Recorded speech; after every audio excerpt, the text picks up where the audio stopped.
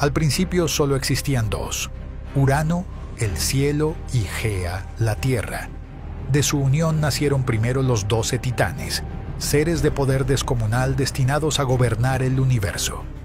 El último en nacer fue Crono, quien desde sus primeros momentos mostró una naturaleza diferente a la de sus hermanos. Mientras Océano dominaba las aguas que rodeaban el mundo, Hiperión controlaba la luz solar. Ceo presidía la inteligencia. Crío mandaba sobre las constelaciones. Jápeto forjaba el destino de la humanidad. Y las titanesas Temis, Rea, Tetis, Mnemósine, Febe y Tía gobernaban diversos aspectos de la existencia. Crono desarrolló una ambición que eclipsaría a todos. Donde sus hermanos veían en Urano a un padre todopoderoso, Crono percibía a un tirano que debía ser derrocado. Después de los titanes nacieron otros seres extraordinarios, los 3 cíclopes llamados Brontes, Estéropes y Arges, gigantes de un solo ojo capaces de forjar armas divinas, y los 3 hecatonquiros conocidos como Coto, Briareo y Giges, monstruos de 100 brazos y 50 cabezas cada uno, cuya fuerza sobrepasaba la comprensión. Pero Urano, al contemplar el poder terrible de estas criaturas, sintió un miedo profundo. Tan pronto como los cíclopes y hecatonquiros nacían, los tomaba en sus manos celestiales y los arrojaba de vuelta al vientre de Gea, condenándolos a permanecer prisioneros en las profundidades de la tierra. Gea sufría terriblemente con sus hijos monstruosos aprisionados en sus entrañas. Su dolor hacía temblar las montañas más altas, agrietaba los valles más profundos y causaba terremotos que sacudían los cimientos del mundo. El sufrimiento de la tierra primordial no tenía límites, y cada día que pasaba aumentaba su resentimiento hacia Urano. Finalmente, Gea no pudo soportar más la agonía. Reunió a sus hijos titanes en una caverna profunda y secreta donde sus palabras no llegarían a los oídos de Urano. Con voz que hizo resonar las piedras milenarias, se dirigió a ellos. Les habló de su dolor interminable, de la injusticia que representaba mantener a los cíclopes y hecatonquiros prisioneros sin causa, y les pidió que alguien tuviera el valor de enfrentarse a su padre para poner fin a esta crueldad. Los titanes escucharon las palabras de su madre con inquietud creciente. Océano murmuró algo sobre la imposibilidad de desafiar el poder absoluto de Urano. Hiperión expresó abiertamente sus temores sobre las terribles consecuencias que traería tal rebelión.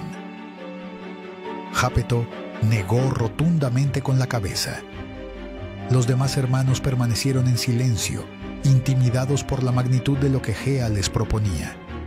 Solo Crono dio un paso decidido hacia adelante. Sin vacilación alguna, Crono declaró que él se encargaría de acabar con la tiranía de su padre si Gea le proporcionaba las armas necesarias.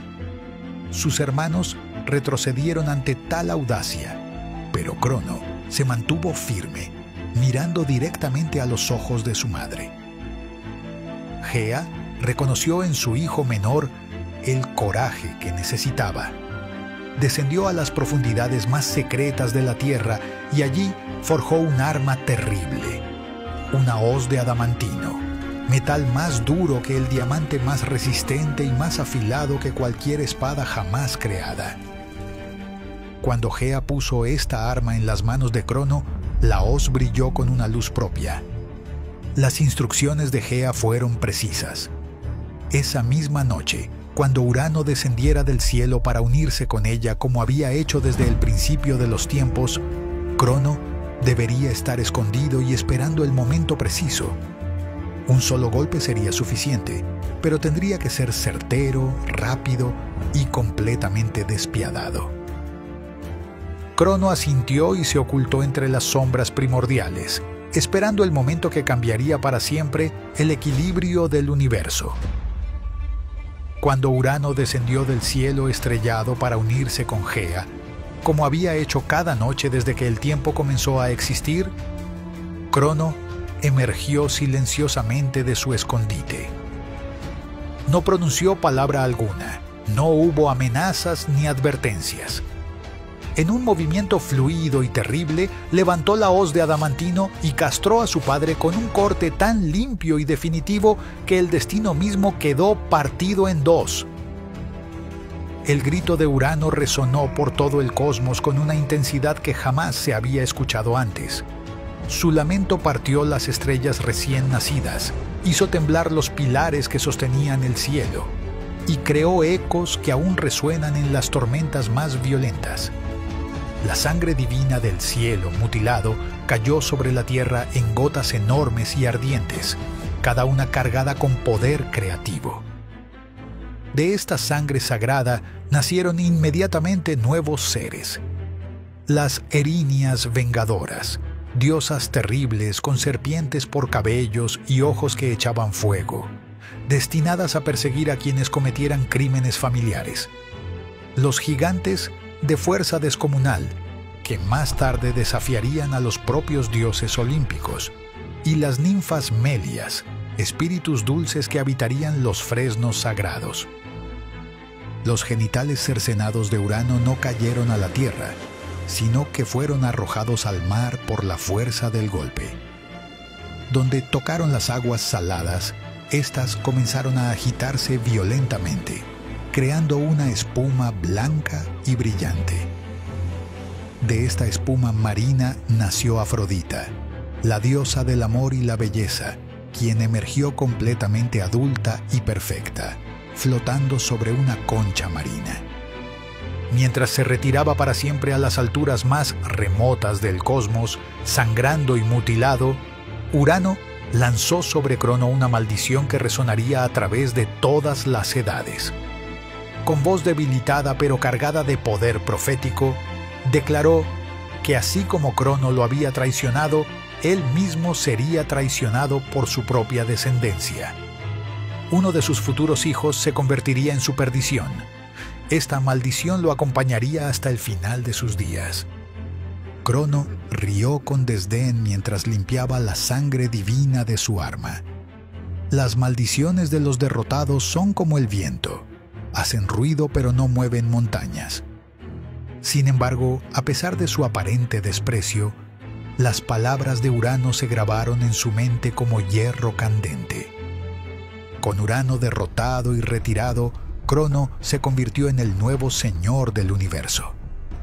Su primer acto fue liberar a los cíclopes y hecatonquiros del vientre de Gea. Los 3 cíclopes salieron primero, tambaleándose después de su largo encarcelamiento. Su agradecimiento era tan intenso que inmediatamente se ofrecieron a forjar armas divinas para Crono. Los 3 hecatonquiros emergieron después, con sus 100 brazos moviéndose como serpientes gigantescas, y sus 50 cabezas hablando al unísono para expresar su lealtad eterna. Su poder era descomunal. Pero Crono, al observar el poder terrible de estos seres y, recordando vívidamente las palabras proféticas de Urano, comenzó a sentir inquietud. Estos seres eran demasiado poderosos, demasiado independientes. Sin previo aviso, ordenó que fueran enviados nuevamente al Tártaro. Cuando Gea le preguntó con confusión por qué encarcelaba nuevamente a aquellos cuya liberación había sido el motivo de la rebelión, Crono respondió con frialdad: el poder verdadero no se comparte jamás. Se toma completamente o se pierde para siempre. Gea guardó silencio ante esta respuesta, pero en sus ojos milenarios brilló una chispa de decepción. Establecido firmemente en el poder, Crono fijó su trono en el monte Otris y comenzó a organizar el cosmos según su voluntad. Repartió dominios entre sus hermanos titanes. Océano recibió el control sobre todas las aguas que circundaban el mundo. Hiperión se convirtió en el señor del sol y la luz. Temis fue puesta a cargo de la justicia y las leyes divinas. Mnemósine se hizo responsable de custodiar la memoria y el conocimiento. Bajo el reinado de Crono comenzó lo que más tarde sería conocido como la Era de Oro, un periodo de perfección que nunca volvería a repetirse. Crono creó a la primera raza humana, los hombres dorados, seres que vivían en un estado de bendición perpetua. Esta primera humanidad no conocía la vejez, pues sus cuerpos permanecían jóvenes durante siglos enteros. Las enfermedades no existían. La guerra era un concepto desconocido. El hambre nunca los atormentaba porque la tierra proveía todo sin trabajo. Los campos producían frutos dorados, sin necesidad de siembra. Los árboles goteaban miel más dulce que cualquier néctar, y los ríos corrían con leche nutritiva. El concepto mismo del trabajo no existía porque la naturaleza proporcionaba abundantemente todo lo necesario.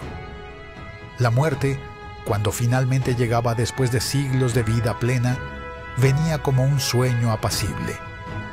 Durante siglos completos, Crono gobernó con sabiduría genuina.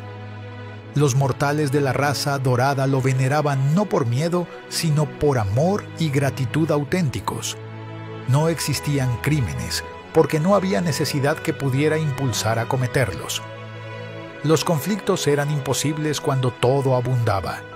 En aquellos días dorados, Crono se enamoró profundamente de su hermana Rea, la titanesa de la fertilidad y la maternidad. Rea poseía una belleza que cambiaba con las estaciones. Era hermosa como la primavera eterna, con cabello que ondeaba como campos de trigo maduro y ojos verdes como los prados más fértiles. Su risa hacía brotar flores donde quiera que resonara, y cuando lloraba, sus lágrimas se convertían en lluvias benditas. La boda entre Crono y Rea se celebró en el mismo Olimpo con magnificencia sin precedentes. Todos los titanes estuvieron presentes. Océano emergió de las profundidades llevando las perlas más perfectas del fondo del océano. Hiperión hizo brillar el sol con intensidad especial. Las musas cantaron melodías tan hermosas que sus ecos aún resuenan en los rincones más profundos de las montañas sagradas. Era una unión perfecta entre el poder absoluto de Crono y la fertilidad creativa de Rea. Durante un periodo considerable, el amor mutuo llenó completamente el corazón de Crono y logró alejar las sombras oscuras que ocasionalmente visitaban su mente. En los brazos de Rea, el rey de los titanes encontraba una paz genuina que calmaba sus temores nocturnos. Rea tenía el don de tranquilizar sus ansiedades y devolverle la confianza. Pero cuando Rea anunció que estaba esperando su primer hijo, todo cambió de manera radical. La maldición profética de Urano, que había permanecido latente, despertó súbitamente con fuerza terrible.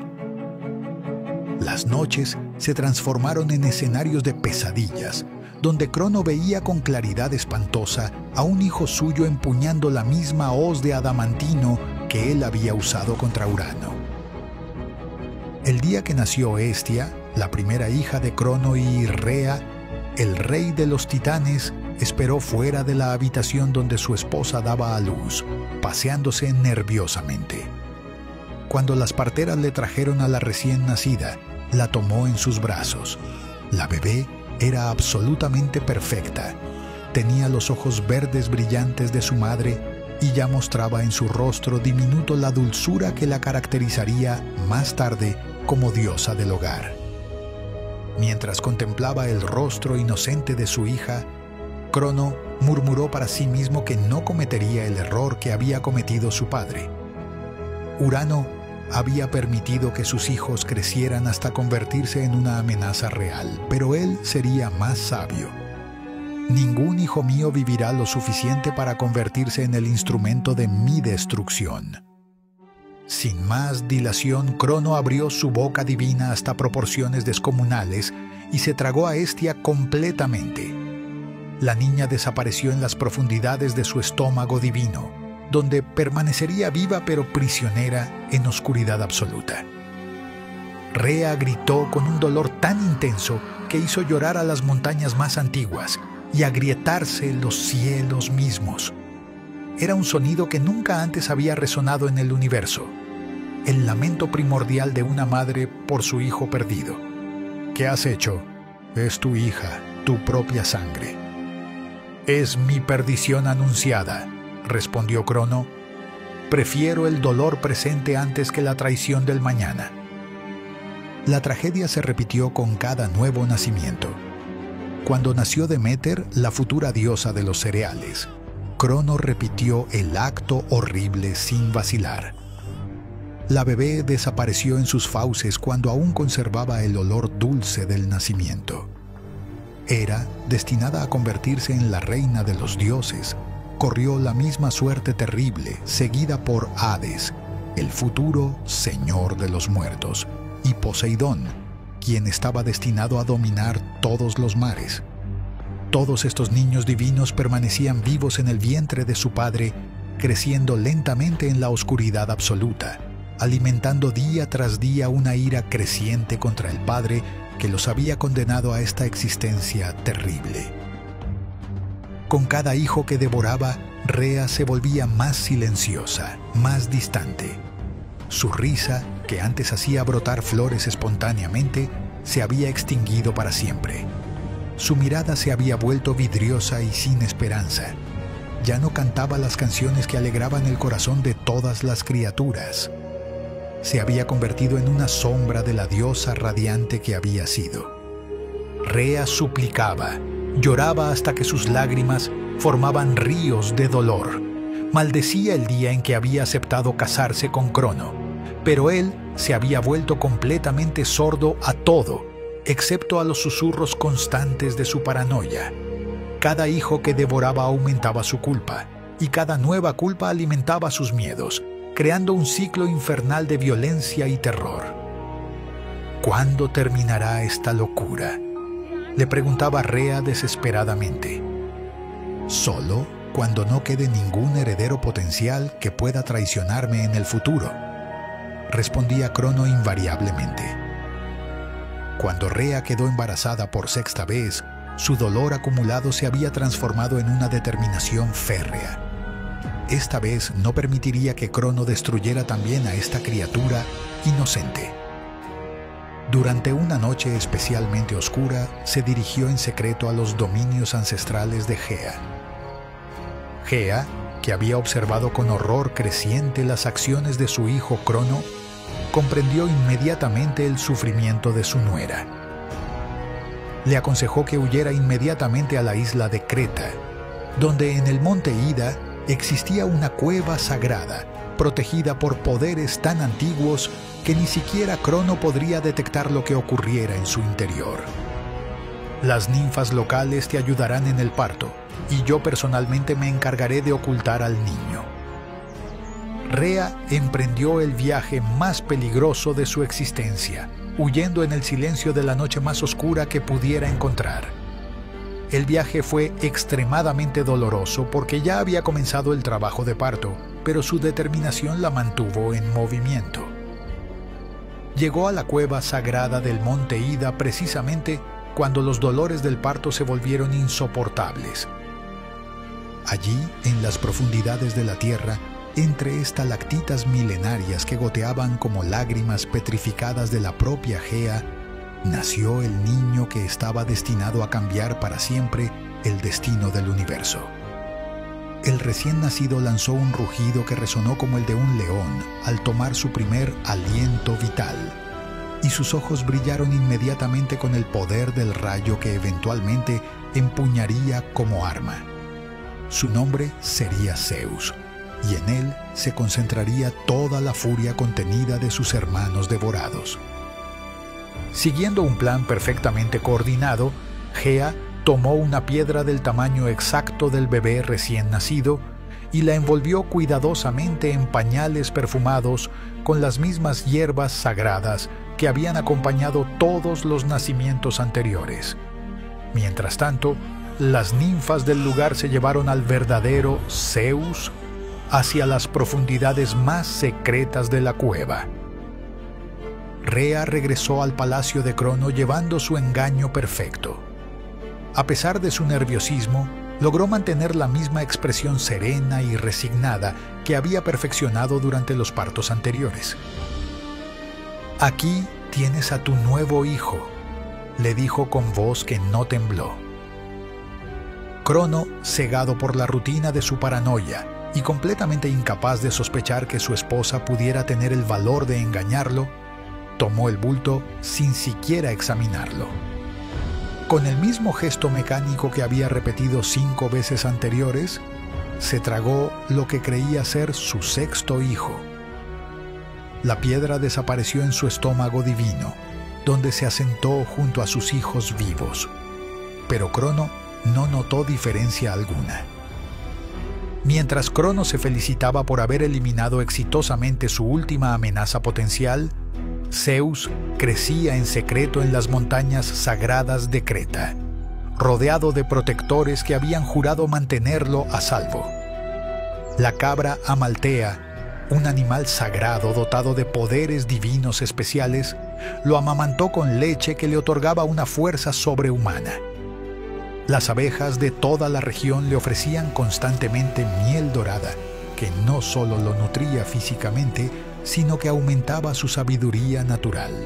Los curetes, guerreros sagrados de Creta que descendían de los primeros hombres creados por los dioses, protegían al niño divino con devoción absoluta.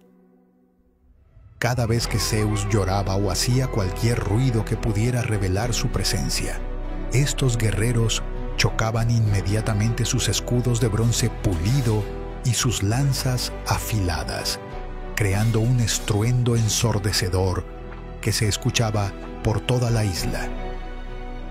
Desde su palacio lejano en el monte Otris, Crono ocasionalmente escuchaba estos ruidos procedentes de Creta, pero su paranoia estaba tan enfocada en amenazas familiares directas que interpretaba estos sonidos como meras celebraciones religiosas normales de los mortales cretenses. Nunca se le ocurrió que pudieran estar protegiendo al mismísimo instrumento de su destrucción futura. Las ninfas Ida y Adrastea se hicieron personalmente responsables de la crianza cotidiana del futuro rey de los dioses.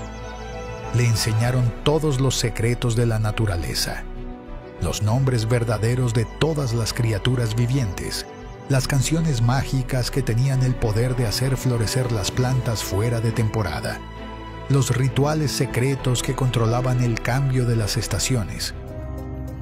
Conforme pasaban los años, Zeus desarrolló poderes extraordinarios. No solo crecía en fuerza física, sino que su sabiduría se expandía a un ritmo extraordinario. Aprendió a controlar los elementos básicos. Podía hacer llover con un gesto, crear vientos poderosos con su respiración, hacer que la tierra temblara bajo sus pies. Los animales de toda la región lo reconocían instintivamente como su rey natural.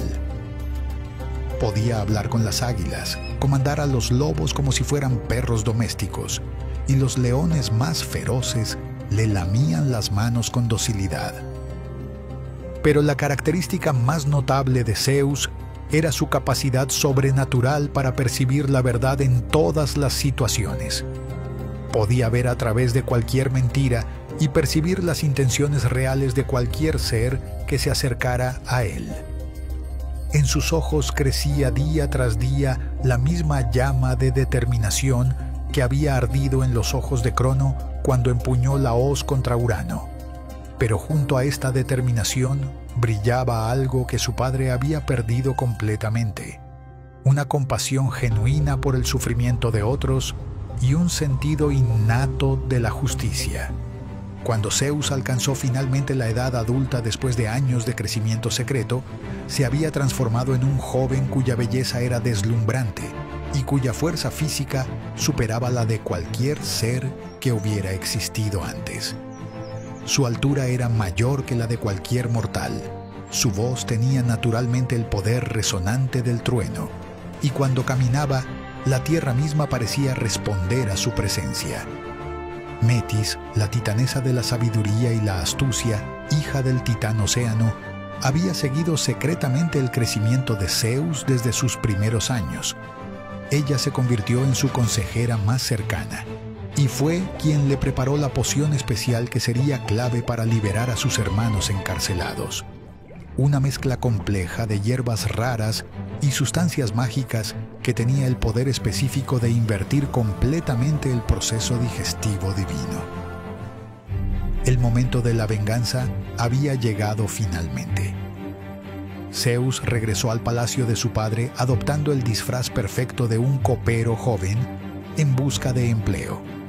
Su apariencia física era tan perfecta y sus modales tan refinados que ningún dios presente en la corte sospechó por un momento su verdadera identidad. Se presentó ante Crono durante un gran banquete, adoptando una actitud de humildad completamente falsa, pero absolutamente convincente. «Mi señor», dijo Zeus con voz melosa, «soy un nuevo servidor que desea honrarlo por encima de todos los demás dioses del cosmos.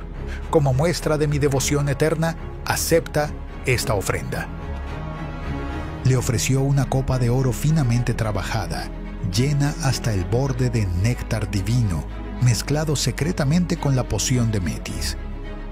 El brebaje había sido preparado con cuidado extremo para que tuviera un aroma embriagador y un sabor absolutamente delicioso que ocultara completamente cualquier rastro de su verdadero propósito. Crono, complacido por la reverencia del hermoso joven y sediento después del banquete prolongado, bebió el contenido de la copa de un solo trago largo, saboreando cada gota del néctar aparentemente puro. Por unos momentos no pasó nada. Crono siguió conversando con los otros titanes, riendo y bebiendo como siempre. Pero luego la poción comenzó su trabajo con rapidez despiadada. El estómago del rey de los titanes empezó a convulsionarse violentamente, y su cuerpo entero se rebeló contra él con una fuerza que nunca había experimentado. Primero, vomitó la piedra que había creído ser Zeus. La roca rodó por el suelo de mármol del palacio con un sonido que resonó como el primer trueno que había escuchado el universo. Luego, ante los ojos atónitos de todos los presentes, comenzaron a salir sus hijos. Uno por uno emergieron del vientre de su padre. Primero Poseidón, luego Hades, después Hera, Deméter y finalmente Hestia. Habían crecido completamente durante su prisión en la oscuridad digestiva y salieron como dioses adultos y poderosos, listos para la batalla que sabían que vendría. Poseidón blandía un tridente que había forjado con su propia fuerza divina durante los años de cautiverio. Hades llevaba un yelmo que lo hacía invisible a voluntad. Hera resplandecía con una majestad real que intimidaba a todos los presentes. Deméter empuñaba gavillas de grano dorado que prometían abundancia o hambruna según su voluntad. Y Hestia ardía con el fuego sagrado del hogar eterno. «Padre», dijo Zeus, quitándose el disfraz de copero y revelando su verdadera forma divina que irradiaba poder en ondas visibles. «Soy Zeus, tu hijo que creíste haber devorado hace tantos años. Tu reinado de terror ha terminado. Ha llegado el momento de que pagues por tus crímenes contra la familia y la justicia». Crono se irguió lentamente, limpiándose los labios manchados por el vómito divino. A pesar del shock de la revelación y del dolor de haber perdido a todos sus hijos de un golpe, su mirada recuperó la fiereza primordial que lo había llevado a derrocar a Urano. «Así que la profecía se cumple», murmuró con una sonrisa amarga. «Hijo mío, has aprendido bien la lección de la traición que yo enseñé al mundo. Pero yo soy el Señor de este universo desde antes de que las estrellas aprendieran a brillar. No caeré tan fácilmente como mi padre». Zeus irradiaba poder divino, y en sus ojos ardía el fuego de la justicia largamente postergada. «La diferencia entre tú y yo, padre, es que yo no gobierno por miedo, sino por derecho. Has devorado a tus propios hijos, has aprisionado a los inocentes, has convertido la paternidad en tiranía. ¿Y qué propones hacer al respecto?», rió Crono con desdén que no lograba ocultar su nerviosismo. «Yo traje la edad de oro a la humanidad. Bajo mi reinado, los mortales conocieron la felicidad perfecta.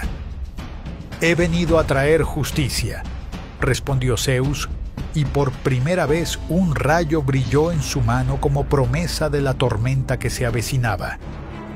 Así comenzó la titanomaquia, la guerra que partió el cosmos en dos y que duraría 10 años completos. Durante una década entera, el universo se convirtió en un campo de batalla, donde se enfrentaban dos concepciones irreconciliables del poder: la tiranía del miedo representada por Crono y la autoridad de la justicia encarnada por Zeus. Crono reunió rápidamente a sus hermanos titanes que le permanecieron leales. Océano vació los mares para crear tsunamis que alcanzaban las nubes más altas. Hiperión oscureció el sol y convirtió la luz misma en arma cortante que cegaba a los enemigos. Crío desató todos los vientos del cosmos para crear huracanes que arrancaban montañas enteras de sus cimientos. Jápeto forjó armas del fuego del centro de la tierra, creando espadas que ardían con llamas eternas. Las titanesas también se unieron a la batalla. Temis pervirtió la justicia para servir al poder establecido, creando leyes que favorecían a Crono. Mnemósine borró recuerdos estratégicos para crear confusión total en las filas enemigas. Y Febe cegó a los guerreros adversarios con visiones falsas que los hacían atacar a sus propios aliados. Zeus comandó a sus hermanos recién liberados con una estrategia que combinaba fuerza bruta y táctica inteligente. Poseidón levantó nuevos mares para contrarrestar los tsunamis de océano, creando batallas acuáticas que hacían hervir los océanos. Hades abrió grietas profundas en la tierra para tragar a los enemigos, convirtiendo el campo de batalla en un laberinto de abismos mortales. Hera coordinó las estrategias militares con una sabiduría real que rivalizaba con la de los mejores generales. Deméter hizo crecer plantas gigantescas que servían como fortalezas vivientes, capaces de moverse y atacar por sí solas. Hestia mantuvo vivo el fuego sagrado que daba fuerza sobrenatural a todos los combatientes olímpicos, asegurándose de que nunca se agotaran completamente. Durante 10 años completos, el cosmos se desangró en una guerra que superaba cualquier conflicto anterior. Las montañas se derretían bajo el calor sobrenatural de la batalla. Los océanos hervían como calderos gigantescos y las estrellas caían del cielo como lágrimas ardientes de los dioses. Ningún bando lograba una victoria definitiva y parecía que la guerra podría continuar eternamente, destruyendo gradualmente toda la creación. La guerra parecía destinada a durar para siempre hasta que Gea, cansada de la destrucción que desgarraba su cuerpo como miles de cuchillos, se dirigió a Zeus con un consejo que cambiaría el curso del conflicto. «Nieto mío», le dijo con voz que contenía toda la sabiduría de las edades, «si realmente buscas la justicia como proclamas, demuéstralo liberando a aquellos que Crono encarceló sin justificación. Los cíclopes y los hecatonquiros han permanecido en el Tártaro durante eones sin haber cometido crimen alguno, salvo el de ser diferentes y poderosos». Zeus comprendió inmediatamente la sabiduría de estas palabras. Descendió al Tártaro acompañado por Poseidón y Hades, y allí encontraron a los 6 prisioneros, los 3 cíclopes y los 3 hecatonquiros, debilitados por eones de encierro, pero no quebrados en espíritu ni voluntad. «Hermanos míos», les dijo Zeus mientras rompía personalmente sus cadenas de adamantino con sus propias manos, «habéis sufrido injustamente durante demasiado tiempo. Os ofrezco libertad completa y la oportunidad de venganza contra quien os aprisionó sin causa». Los cíclopes, brontes, estéropes y arges lloraron lágrimas de gratitud que brillaban como diamantes puros. En agradecimiento por su liberación, forjaron inmediatamente para Zeus el rayo que se convertiría en su arma legendaria, un proyectil de luz pura que podía atravesar cualquier defensa y destruir cualquier objetivo. Para Poseidón, crearon el tridente mágico que podía partir continentes enteros y crear terremotos con un solo golpe. Para Hades, forjaron el yelmo de invisibilidad, que lo volvía completamente indetectable por cualquier ser, mortal o divino. Los hecatonquiros, Coto, Briareo y Giges, juraron lealtad eterna a Zeus con voces que resonaron como avalanchas. Con sus 100 brazos cada uno, podían lanzar 200 rocas del tamaño de montañas por segundo, convirtiendo cualquier campo de batalla en una lluvia mortal e imparable de proyectiles. Con estos nuevos aliados poderosos, la guerra cambió radicalmente su curso. La batalla final se libró en los campos de Flegra, donde el destino del universo entero se decidiría de una vez por todas en un enfrentamiento definitivo. Crono y Zeus se enfrentaron cara a cara en el centro del campo de batalla. Padre contra hijo, pasado contra futuro, orden establecido contra justicia revolucionaria. El aire mismo se desgarraba con el poder sobrenatural de sus choques. Los rayos de Zeus cortaban el aire como serpientes de fuego blanco, mientras Crono desataba toda su furia primordial acumulada durante milenios de reinado. «Nunca debiste nacer», rugió Crono, creando una tormenta de energía pura que hizo temblar los pilares mismos del cielo. «Y tú nunca debiste convertirte en tirano», respondió Zeus, lanzando un rayo que iluminó todo el cosmos como un segundo sol. «Tu reino de terror termina aquí y ahora». El combate personal duró 3 días y 3 noches completas sin pausa. Crono luchaba con la desesperación de quien lo ha perdido todo y sabe que no hay retorno posible. Zeus luchaba con la determinación férrea de quien busca justicia para todas las víctimas del pasado y un futuro mejor para todos los seres. Finalmente, cuando el cuarto amanecer comenzó a brillar débilmente en el horizonte devastado por la batalla, Zeus reunió todo su poder divino en un solo rayo final, el más poderoso que jamás había creado. La descarga atravesó todas las defensas de Crono y lo derribó definitivamente. El gran rey de los titanes cayó como una montaña que se desploma, y con su caída se estremeció todo el universo desde sus cimientos hasta sus límites más remotos. Su derrota marcó el fin de la Era de Oro y el comienzo del reinado olímpico que transformaría para siempre la naturaleza del cosmos. Con la guerra terminada tras una década de destrucción, Zeus convocó un gran juicio para determinar el destino de todos los titanes derrotados. No todos habían apoyado a Crono hasta el final. Océano se había mantenido neutral durante la mayor parte del conflicto. Temis había cambiado de bando en el momento crucial al reconocer la justicia de la causa de Zeus, y Prometeo había luchado activamente junto a Zeus desde el principio.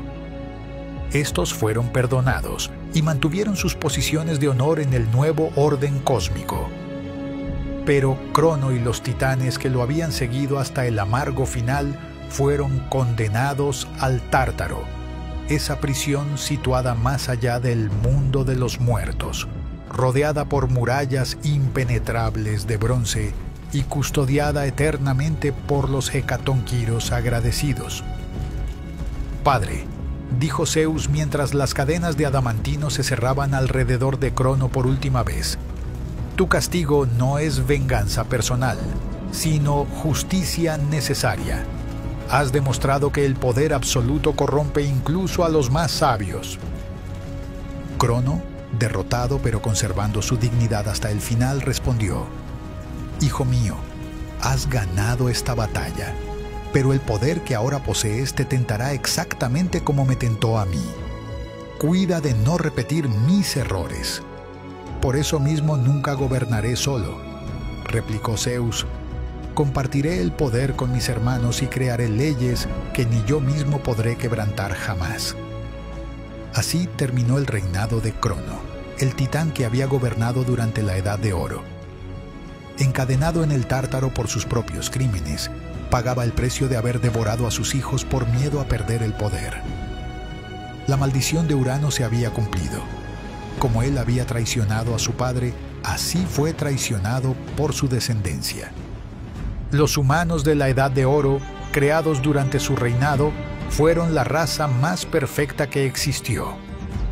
Cuando murieron después de siglos de vida plena, se convirtieron en daimones beneficiosos que protegían a las generaciones futuras.